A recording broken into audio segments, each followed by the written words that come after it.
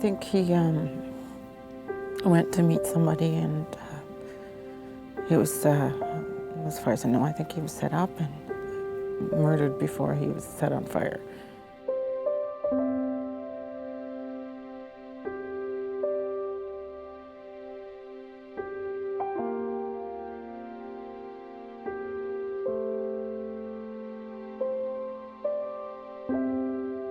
He died August 27th, 2009. In Abbotsford in a car, and the car was set on fire, so be aware of where they are and who they're hanging out with. Never give up.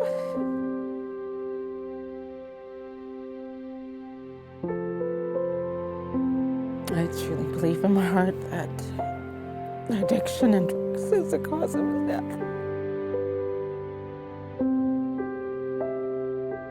It's the hardest thing I will do in my life. Nothing is harder than that.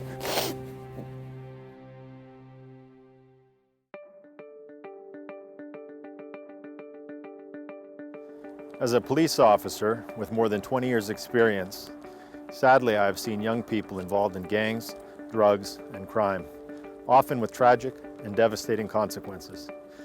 But I have also seen acts of courage, people doing the right thing under incredibly difficult circumstances. Perhaps there is nothing more courageous than trying to be an effective parent. One of the most significant influences on the choices a child makes is the role that parents and other adults play. As a parent myself, I know and understand that raising a child is likely the most challenging thing a person can do, but it can also be the most rewarding. My name is Sergeant Mike Nowakowski, and this is Operation Lodestar. You will hear advice from several experts in their various fields on 5 important factors to effective parenting. If we, as parents, follow these tips, we can protect our children and reduce the risk that they will get involved with gangs, drugs, or crime. As your police department, we want to support you and your family because we are all in this together. The best gift anyone could give our community is to make a difference in the life of a child.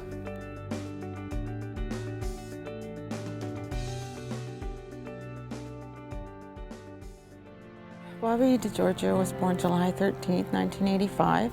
He was the firstborn of 4 children that I had. He was fun-loving, free-spirited, energetic, happy, normal, everyday boy. Liked to play in the sandbox, play with trucks, fish, play sports. Full of lots of life.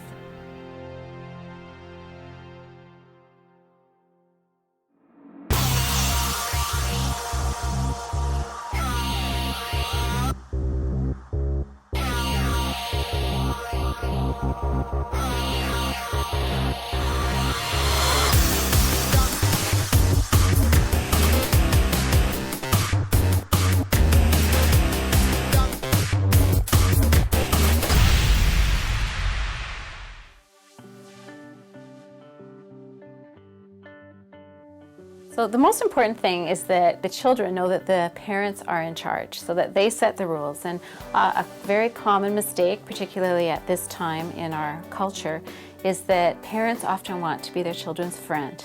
And so they don't want to set down a lot of rules because they don't want their child to not like them. So you have on one extreme permissive parents who really don't set very many limits at all. They let their child decide what they want to do and they don't really give an opinion. On the other end of the perspective or the continuum are the very strict parents who are dictatorial and overbearing. They don't give their child very many choices at all. So the risk of being a very permissive parent is that kids will experiment and engage in risky or dangerous behavior, and the parent may not even know it. On the other end is the very strict parent who would be so overbearing that their child doesn't learn to become independent and make good choices because they're not given the opportunity. So as the child grows up from being totally dependent as a young child to, as a youth, learning to be independent, they need to have the opportunity to show that they can make wise decisions that would comply with what the parents think is a good type of behavior. So in the middle of those two extremes of parenting is an authoritative parent, and that parent provides a very kind, nurturing, loving environment, but sets down rules that are very clear, fair, and consistent. So the child knows that they can go out and try things, but they must be responsible and accountable to the parent, and that there will be consequences if the rules are disobeyed. We didn't really have like a crazy set of rules as a kid. Parents, I have to say, have quite a knack for making really like pointless rules. Absolutely none. None at all. I used to leave the house sometimes at like 11 and come home at like 6 in the morning. We weren't allowed to be out past our curfews. You know, too many rules, too many boundaries to work with. I would say that there really weren't a lot of rules. There were no rules, there's no be home at dinner, there's no, all these things which I know would have affected me differently. I probably would have been able to value the home more, to respect my parents more, to be a better role model to my little sister. We weren't allowed to swear at home. We had to be home for dinner. We had to do our chores. And I think that's affected me in a way that now that I have a child, in making decisions for him. Remember that rules need to change according to a child's or teen's maturity level. So it's not just about them getting taller and bigger, but also what their cognitive understanding is about consequences. So it's always a matter of balancing permission with limits, protection with limits. And so a child needs to have the opportunity to demonstrate that they can make good choices, and that the parent is adjusting their parenting, letting them go a little bit according to the amount of maturity and responsibility they show. So if you have a very good kid that seems to manage peer pressure and other difficulties really well, you can give them a little bit more freedom than someone who tends to be a follower and has a lot of trouble setting boundaries with other peers.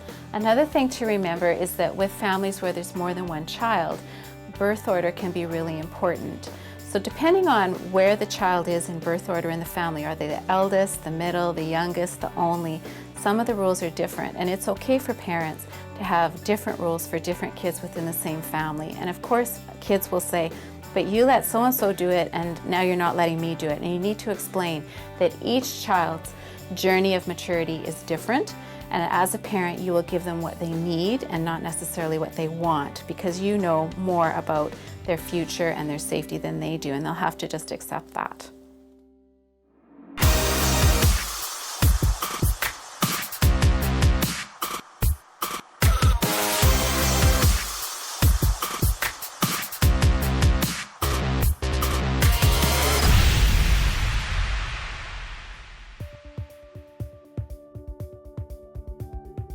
Parents, there's things you need to understand.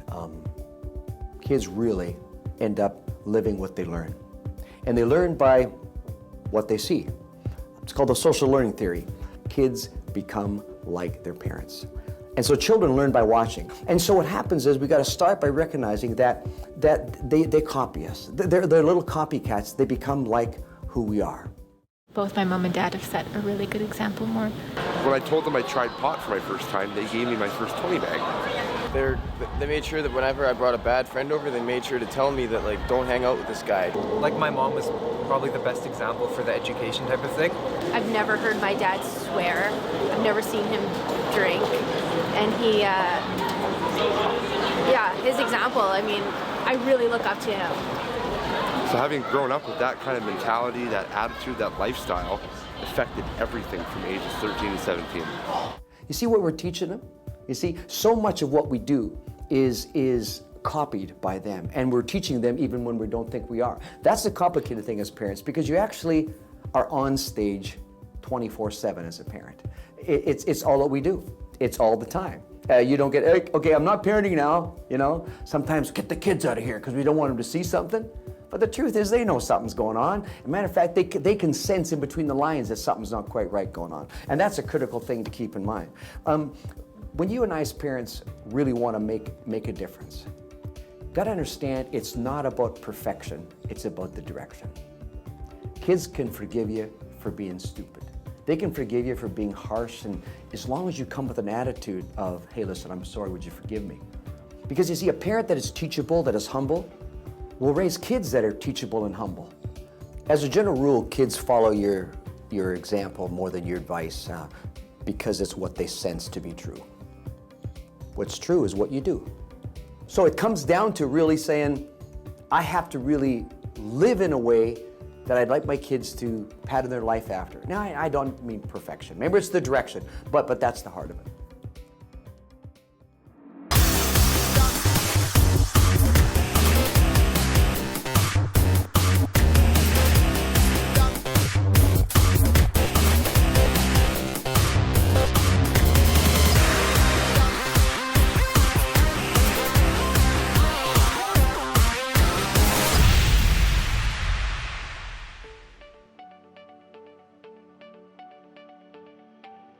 The teacher's job was to teach the curriculum, and the parent's job was to teach values at home, and it was kind of separated. But now we see that trend is kind of changed again, and we see, you know, that the schools still teach the curriculum, but they also have that hidden curriculum now where, you know, we're trying to, you know, make kids well-rounded human beings and teach them how to act in social situations and that kind of thing. So there's another call now to have parents more involved and to help out in the schools in order to kind of make that possible.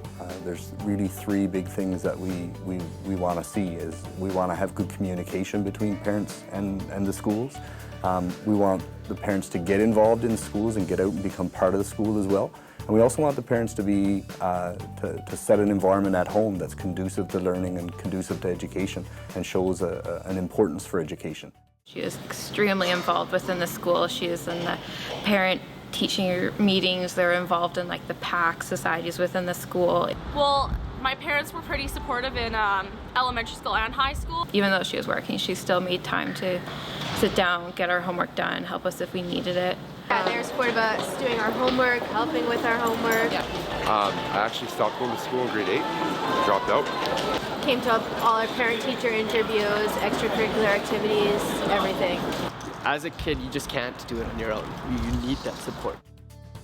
Parents will often say that they are unaware of how their child is doing, and for example, when they get a report card come back and they may see a low mark in math, and that kind of surprises them. But if they've got that good communication with the school, they should already have that idea of what to expect when those report cards come out. You know, make sure that your child is outfitted properly for school and they have all the supplies that they need in order to carry on throughout the year. Adequate sleep. It's important that we have enough sleep for our bodies to keep our bodies healthy and our minds healthy as well. And that's really important when we look at the learning environment. You know, more often than not, our kids will have a lot of the same values that we do. So if you make education an importance in your life, it's probably a good chance that your kids will carry on those values as well. One of the things I remember him telling me was that he had trouble learning. So he couldn't focus, so he found it too hard. Like in kindergarten or elementary school, you're all in a classroom together and you all sort of get help. Well, the minute he started going to high school, it was all about going to different classes and having to follow all these other things, and he found it too overwhelming. So rather than try it, he gave up on it. He would say, well, you know, I don't have a very good resume. I dropped out of school grade 8 with not having a good education, you know, maybe having a substance abuse problem, a criminal record. He was thinking it was hopeless to find a job. He felt like he had to go back where he was comfortable, and that was selling drugs.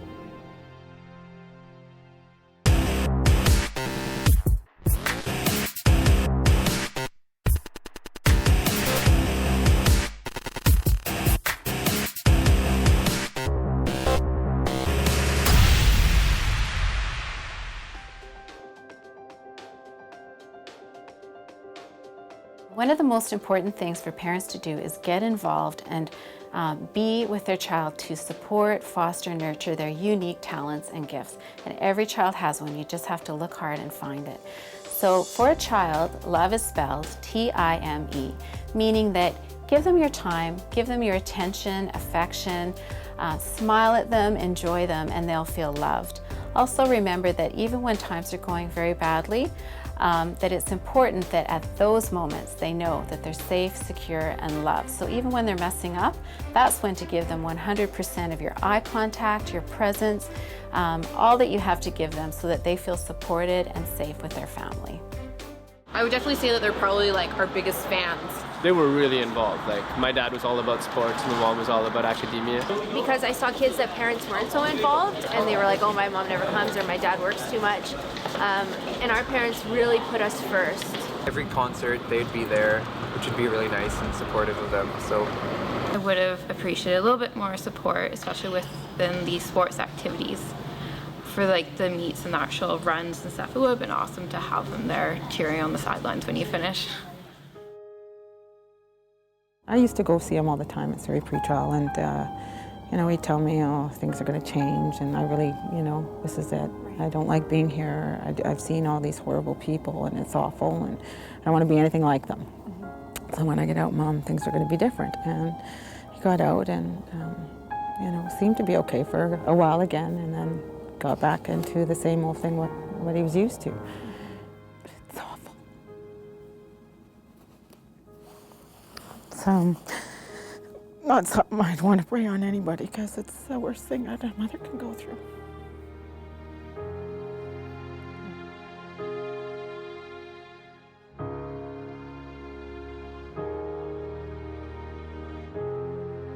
A lot of parents fear that their children will become involved in gangs, and rightfully so. It's a very scary thing. It's very interesting that gangs and family on the surface provide a lot of the same qualities.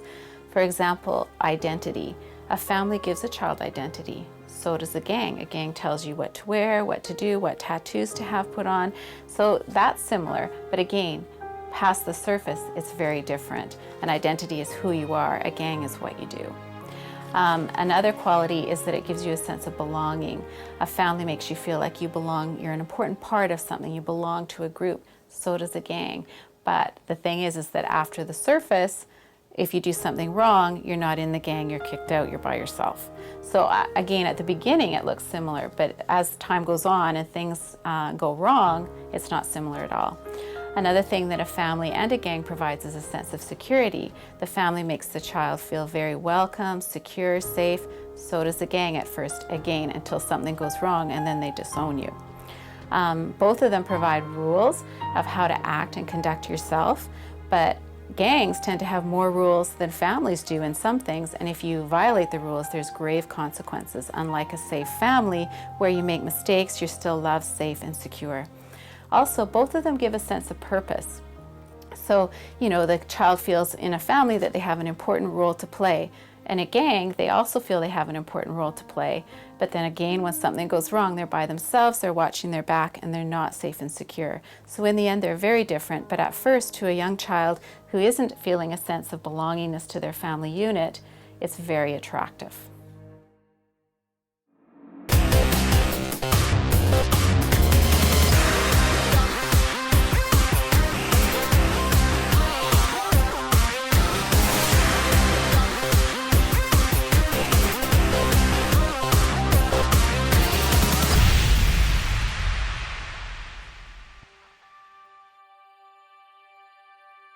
As a parent, when we have little ones, we're very involved in knowing where they are. We supervise them through physical presence. But as kids become preteens and teens, we buy into that societal myth that tells us that the best way to be a parent of a teenager is actually to take a giant step back, to let them find healthy independence on their own. But that's not really true.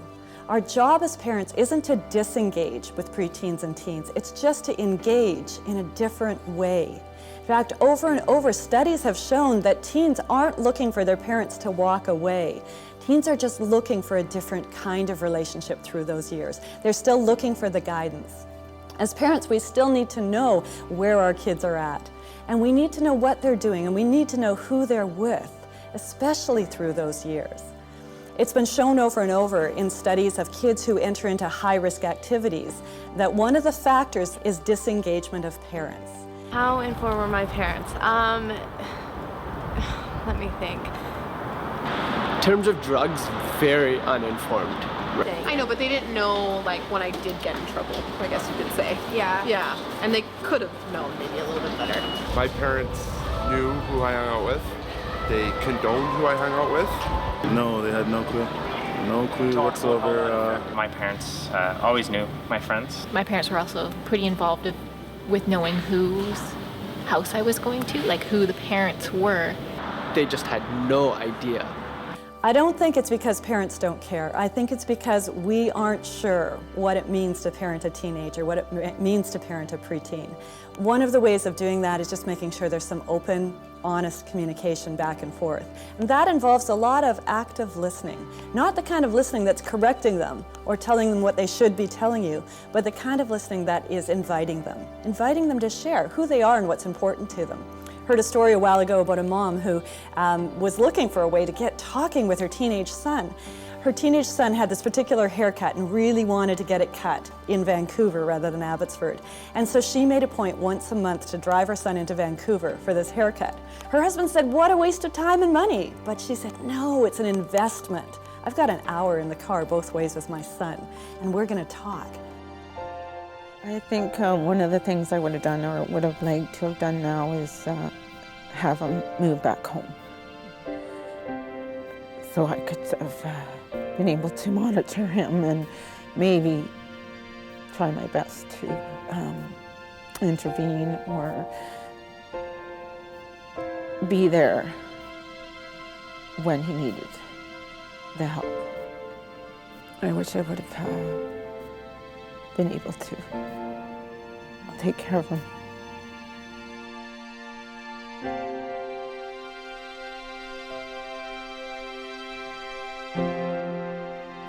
I would say don't think it's just going to be a phase, because it might not. Don't think that it can't happen, because it can't. Be aware of where they are and who they're hanging out with. Never give up.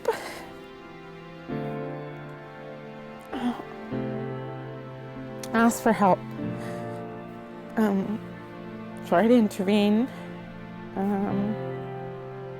Use family and friend support. Ask and take.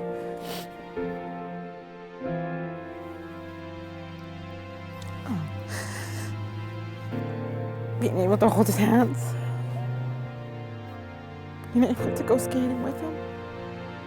Just having him here.